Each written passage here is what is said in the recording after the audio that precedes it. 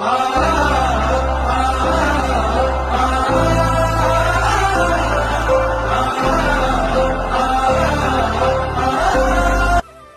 చూసిరుగా భయ్య, 50 కోట్లు పెట్టి కుక్కను కొన్నాడంట. 50 కోట్లు. డబ్బులు ఉన్నది ఇట్లా ఉంటుంది భయ్య.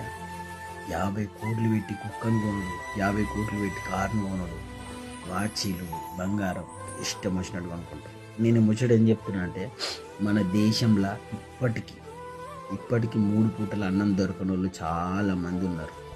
ఇల్లు లేక గూడు లేక రోడ్ల మీద వండుకుంటూ చాలామంది ఉన్నారు. వాళ్ళందరూ ఎప్పటికీ అలాగే ఉంటారు భయ్య, మారరు. ఇంకా ఇలాంటి వాళ్ళు ఇంకా పెద్దగా అవుతారు. ఏమంటారు, నిజమా కాదా?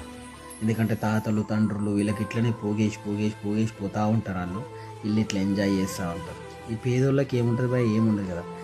యుద్ధం చేయాల్సి వస్తే నాకు తెలిసి మన దేశంలో ఆస్తుల సమానత్వం చేయాలి. కానీ అది అవుతుందా భయ్య? కాని పని, అదొక డ్రీమ్ అంతే. కానీ 50 కోట్లు అంటే ఏంది భయ్య? ఒక కుక్కకు 50 కోట్లు అంటే నిజంగా ఈ వీడియో చూసినప్పటి నుంచి అసలు పానం అంతా గాయ అవుతుంది నాకైతే. మరి మీకు ఎట్లా అవుతుందో ఒక కామెంట్ చేయరు.